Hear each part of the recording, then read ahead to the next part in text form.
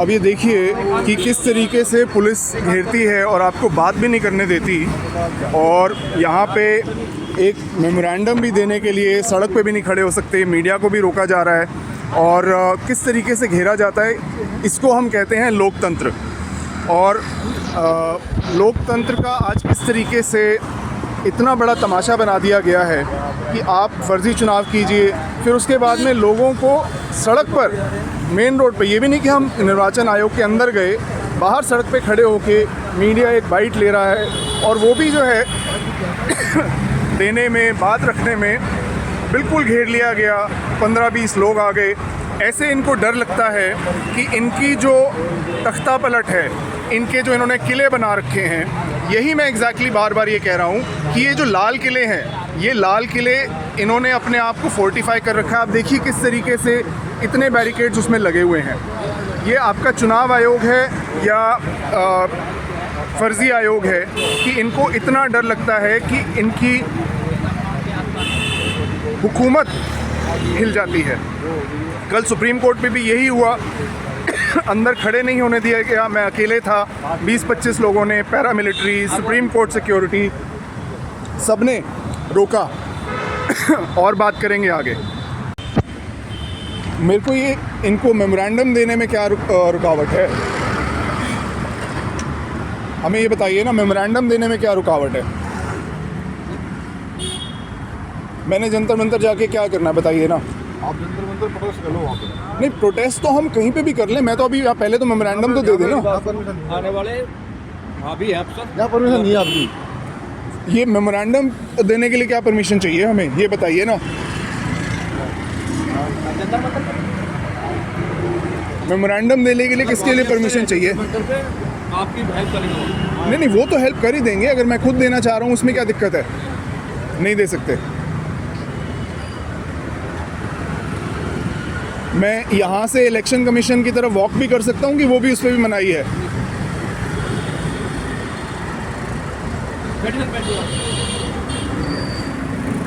नहीं, बैठना क्या, जंतर मंतर ही जाना तो फिर वॉक कर लूँगा यहाँ से, उसमें क्या दिक्कत है?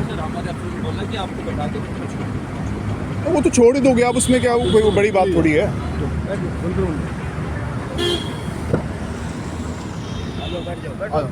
2 मिनट दीजिए, 2 मिनट दे दीजिए।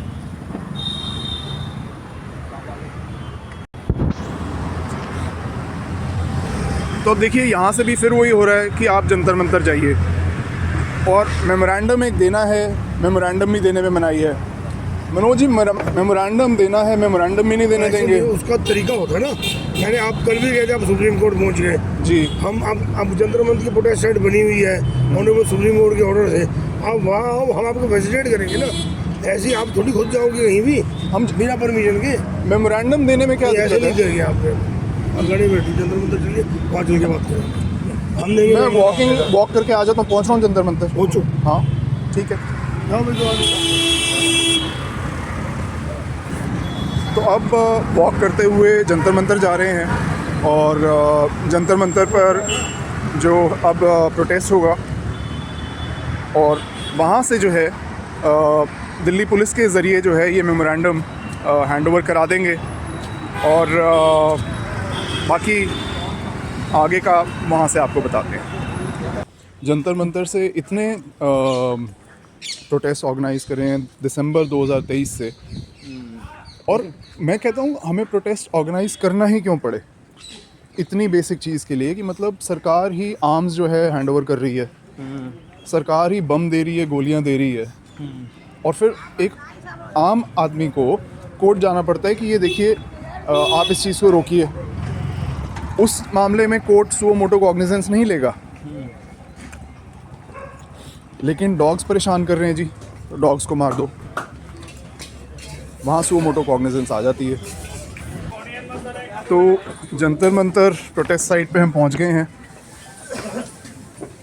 और आज प्रोटेस्ट साइट बिल्कुल खाली है। तो अब मैं जंतर मंतर पर हूँ, और यहाँ पर कहा गया कि आप यहाँ से प्रोटेस्ट कर लीजिए, और अपनी बात जो भी रखनी है आप यहाँ रख लीजिए। तो आज का जो ये पूरा एक प्रोटेस्ट था, और ये पूरी जो मुहिम हमने अब शुरू करी है जिसका नाम है लाल किले फ़तेह, आप देखिए कितना ठीक से फिट होता है कि अपने इन लाल किलों को और अपनी रियासत को संभाल के रखने के लिए किस तरीके से पुलिस और एजेंसीज़ का यूज़ किया जाता है कि एक सिंगल इंसान को भी आप खड़े होके बात रखने ना दें, और इतनी भारी मात्रा में आपने फ़ोर्स लगाई हो, अलग अलग ऑफिसर्स को आना पड़े, अलग अलग डिपार्टमेंट्स को आप साथ में रखो, तो क्या ये पब्लिक के पैसों का मिसयूज़ नहीं है? लेकिन यही तंत्र का पूरा जो है यंत्र है कि आप के टैक्स वाले पैसों से ये किस तरीके से अपनी रियासतों को फोर्टिफाई करते हैं और अपने आप को बचा के रखना चाहते हैं कि कहीं हमें कोई इस गद्दी से हटा ना दे और इस देश को हम जो जितना बर्बाद करने में लगे हुए हैं उसमें कोई कमी ना आए। आपके साथ और इस पे बात करूंगा आगे बाकी दिन में। अभी फ़िलहाल मैं जंतर मंतर पर हूँ और यहीं पे थोड़ी देर और कुछ घंटे रहने का विचार है। तो अंततः ये हुआ कि जो हमने मेमोरेंडम वहाँ पे इलेक्शन कमीशन पे देना था और जो भी थोड़ा सा प्रोटेस्ट अपना मार्क करना था वो वहाँ तो नहीं हुआ, लेकिन फिर दिल्ली पुलिस के थ्रू जो है वो मेमोरेंडम यहाँ से इलेक्शन कमीशन को भेजा गया और ये उसका जो है रिसीविंग है। और आप देख सकते हैं कि इसमें बड़ा क्लियरली उनको यही लिखा है कि आप रिज़ाइन कीजिए। आपको बहुत रिप्रेजेंटेशंस और लीगल नोटिस भेज चुके हैं और अब जो है ये फाइनल एक मेमोरेंडम है, आप इमीडिएटली अपना इस्तीफ़ा दीजिए और क्रिमिनल इन्वेस्टिगेशन के तहत आप ज्वाइन कीजिए। आज और कल का जो पूरा ये मुहिम शुरू करी है लाल किले फ़तेह, इसको अब आपने ही फ़तेह कराना है।